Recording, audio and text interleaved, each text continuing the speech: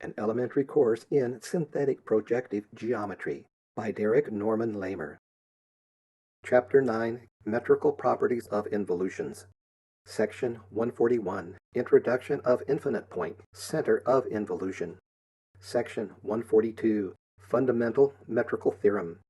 Section 143, Existence of Double Points. Section 144, Existence of Double Rays. Section 145, Construction of an Involution by means of circles. Section 146, Circular Points. Section 147, Pairs in an involution of rays which are at right angles, circular involution. Section 148, Axes of conics. Section 149, Points at which the involution of rays determined by a conic is circular. Section 150, Properties of such a point. Section 151, Position of such a point. Section 141, Introduction of Infinite Point, Center of Involution. We connect the projective theory of involution with the metrical, as usual, by the introduction of the elements at infinity. In an involution of points on a line, the point which corresponds to the infinitely distant point is called the center of the involution. Since corresponding points in the involution have been shown to be harmonic conjugates with respect to the double points, the center is midway between the double points when they exist. To construct the center, figure 39, we draw, as usual, through A and A' any two rays and cut them by a parallel line to A' in the points K and M. Join these points to B and B', thus determining on AK and A'N the points L and N. Ln meets AA' in the center O of the involution. Section 142, Fundamental Metrical Theorem. From the figure, we see that the triangles OLB' and PLM are similar, P being the intersection of KM and LN. Also, the triangles KPN and BON are similar. We thus have OB is to PK as ON is to PN, and OB' is to PM as OL is to PL. Whence, OB.OB' is to PK.PM as ON.OL is to PN.PL. In the same way, from the similar triangles OAL and PKL, and also OA'N and PMN, we obtain OA.OA' is to PK.PM as ON.OL is to PN.PL. And this, with the preceding, gives at once the fundamental theorem, which is sometimes taken also as the definition of involution. OA.OA' is to OB.OB' is equal to a constant. Or in words, the product of the distances from the center to two corresponding points in an involution of points is constant. Section 143, Existence of Double Points. Clearly, according as the constant is positive or negative, the involution will or will not have double points. The constant is the square of the distance from the center to the double points. If A and A' lie both on the same side of the center, the product OA.OA' is positive, and if they lie on opposite sides, it is negative. Take the case where they both lie on the same side of the center, and take also the pair of corresponding points B'. Then, since OA.OA' is equal to OB.OB', it cannot happen that B and B' are separated from each other by A and A'. This is evident enough if the points are on opposite sides of the center. If the points are on the same side of the center, and B lies between A and A', so that OB is greater, say, than OA, but less than OA', then by the equation OA.OA' equal to OB.OB', we must have OB' also less than OA' and greater than OA. A similar discussion may be made for the case where A and A' lie on opposite sides of O. The results may be stated as follows, without any reference to the center. Given two pairs of points in an involution of points, if the points of one pair are separated from each other by the points of the other pair, then the involution has no double points. If the points of one pair are not separated from each other by points of the other pair, then the involution has two double points. Section 144. An entirely similar criterion decides whether an involution of rays has or has not double rays, or whether an involution of planes has or has not double planes. Section 145. Construction of an involution by means of circles.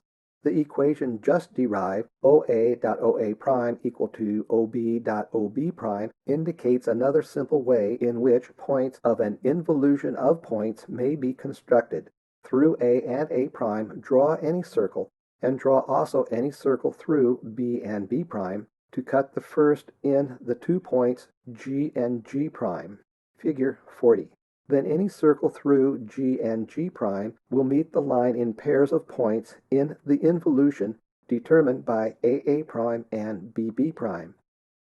For if such a circle meets the line in the points CC', then, by the theorem in the geometry of the circle, which says that if any chord is drawn through a fixed point within a circle, the product of its segments is constant in whatever direction the chord is drawn, and if a secant line be drawn from a fixed point without the circle, the product of the secant and its external segment is constant in whatever direction the secant is drawn.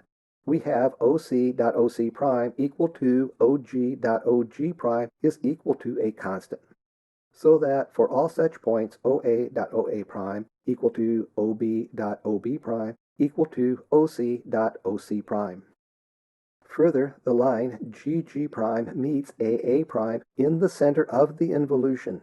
To find the double points, if they exist, we draw a tangent from O to any of the circles through GG'. Let T be the point of contact. Then lay off on the line OA a line OF equal to OT. Then, since by the above theorem of elementary geometry, OA.OA' is equal to OT squared is equal to OF squared, we have one double point F. The other is at an equal distance on the other side of O. This simple and effective method of constructing an involution of points is often taken as the basis for the theory of involution. In projective geometry, however, the circle, which is not a figure that remains unaltered by projection and is essentially a metrical notion, ought not to be used to build up the purely projective part of the theory. Section 146. It ought to be mentioned that the theory of analytic geometry indicates that the circle is a special conic section that happens to pass through two particular imaginary points on the line at infinity, called the circular points, and usually denoted by I and J. The above method of obtaining a point row in involution is, then, nothing but a special case of the general theorem of the last chapter, Section 125, which asserted that a system of conics through 4 points will cut any line in the plane in a point row in involution. Section 147. Pairs in an involution of rays which are at right angles. Circular involution. In an involution of rays, there is no one ray which may be distinguished from all the others, as the point at infinity is distinguished from all the other points on a line. There is one pair of rays, however, which does differ from all the others in that for this particular pair the angle is a right angle. This is most easily shown by using the construction that employs circles as indicated above. The centers of all circles through G and G' lie on the perpendicular bisector of the line GG'.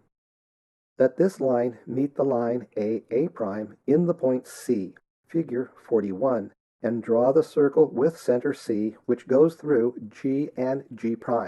This circle cuts out 2 points M and M' in the involution. The rays GM and GM prime are clearly at right angles, being inscribed in a semicircle. If, therefore, the involution of points is projected to G, we have found two corresponding rays which are at right angles to each other. Given now an involution of rays with center G, we may cut across it by a straight line and proceed to find the 2 points M and M prime. Clearly, there will be only one such pair unless the perpendicular bisector of G prime coincides with the line AA prime. In this case, every ray is at right angles to its corresponding ray, and the involution is called circular. Section 148, Axis of Conics. At the close of the last chapter, section 140, we gave the theorem. A conic determines at every point in its plane an involution of rays, corresponding rays being conjugate with respect to the conic. The double rays, if any exist, are tangents from the point to the conic. In particular, taking the point as the center of the conic, we find that conjugate diameters form a system of rays in involution, of which the asymptotes, if there are any, are the double points. Also, conjugate diameters are harmonic conjugates with respect to the asymptotes. By the theorem of the last paragraph, there are two conjugate diameters which are at right angles to each other. These are called the axes. In the case of the parabola, where the center is at infinity, and on the curve there are, properly speaking, no conjugate diameters, while the line at infinity might be considered as conjugate to all the other diameters, it is not possible to assign to it any particular direction, and so it cannot be used for the purpose of defining an axis for a parabola. There is one diameter, however, which is at right angles to its conjugate system of chords, and this one is called the axis of the parabola. The circle also furnishes an exception in that every diameter is an axis. The involution in this case is circular, every ray being at right angles to its conjugate ray at the center. Section 149. Points at which the involution determined by a conic is circular. It is an important problem to discover whether, for any conic other than the circle, it is possible to find any point in the plane where the involution determined as above by the conic is circular. We shall proceed to the curious problem of proving the existence of such points and of determining their number and situation. We shall then develop the important properties of such points. Section 150. It is clear, in the first place, that such a point cannot be on the outside of the conic, else the involution would have double rays, and such rays would have to be at right angles to themselves. In the second place, if two such points exist, the line joining them must be a diameter, and indeed an axis. For if F and F' were two such points, then, since the conjugate ray at F to the line FF' must be at right angles to it, and also, since the conjugate ray at F' to the line FF' must be at right angles to it, the pole of FF' must be at infinity in a direction at right angles to FF'. The line FF' is then a diameter, and since it is at right angles to its conjugate diameter, it must be an axis. From this it follows also that the points we are seeking must all lie on one of the two axes, else we should have a diameter which does not go through the intersection of the axes, the center of the conic. At least one axis, therefore, must be free from any such points. Section 151. Let now P be a point on one of the axes, figure 42, and draw any ray through it, such as Q. As Q revolves about P, its pole Q moves along a line at right angles to the axis on which P lies, describing a point row P projective to the pencil of rays Q. The point at infinity in a direction at right angles to Q also describes a point row projective to Q. The line joining corresponding points of these 2 point rows is always a conjugate line to Q, and at right angles to Q, or as we may call it, a conjugate normal to Q. These conjugate normals to Q, joining as they do corresponding points in two projective point rows, form a pencil of rays of the second order, but since the point at infinity on the point row Q corresponds to the point at infinity in a direction at right angles to Q, these point rows are in perspective position and the normal conjugates of all the lines through P meet in a point. This point lies on the same axis with P as it is seen by taking Q at right angles to the axis on which P lies.